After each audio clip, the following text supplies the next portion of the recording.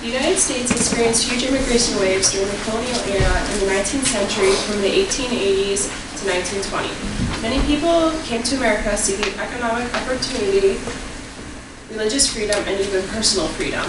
According to Kristen R. Moon, author of On a Temporary Basis, Labor Unions and the American Entertainment Industry, 1800s to 1930, some immigrants were not interested in remaining in the nation permanently or even for a long period of time. They came for short-term work, whether it's for a day, a few months, or even a year, and then they would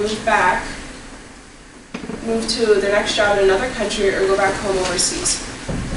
From the textbook, the free labor ideal was created to celebrate hard work, self-reliance, and independence. Abraham Lincoln argued that the free labor system would give hope, energy, and progress to all, as well as improvement for the working conditions.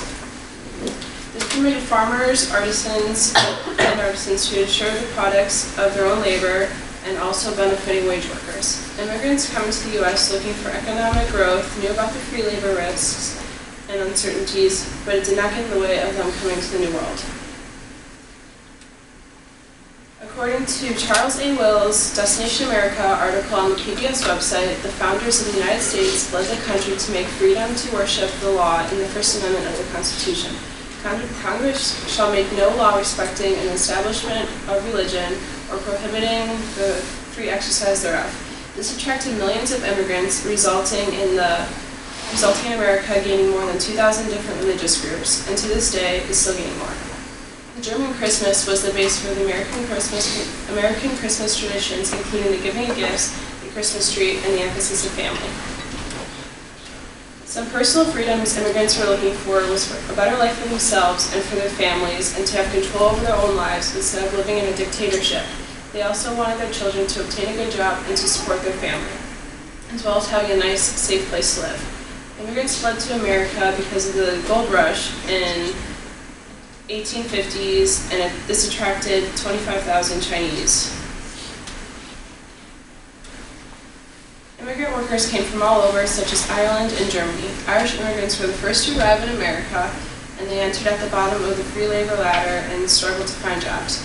Men that did find jobs dug canals, loaded ships, and laid railroad tracks, while the women worked in the homes of other American citizens. Their daily jobs entailed cooking, washing, ironing, childcare, and cleaning. Even in America's poor economy, the Irish still made more in one day than they would working several weeks in Ireland. In 1845, the potato blight caused the Irish to crowd ships and head overseas. The food supply was dangerously low, and hunger and disease was spreading. Many died crossing the Atlantic, and these ships were termed coffin ships.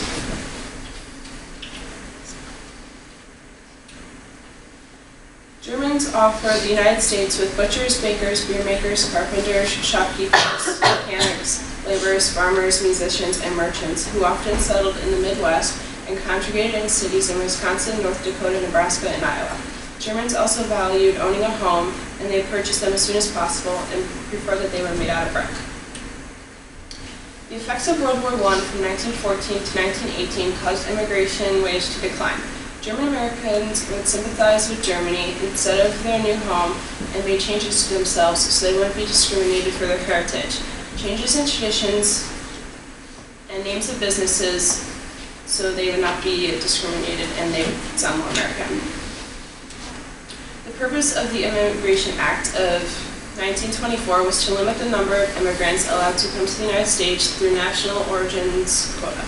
It also provided immigration visas to 2% of the total number of people of each nationality in the United States as of the 1880 national census, but it excluded all immigrants from Asia. Some provisions implemented were the literacy tests that required immigrants 16 years or older to demonstrate basic reading and understanding in any language. Also, it increased taxes paid by new immigrants when they first arrived, allowing officials to make decisions on who to let in and who to exclude from becoming an American citizen.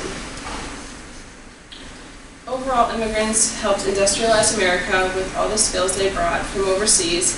Next to them, the United States is where it is today. Thank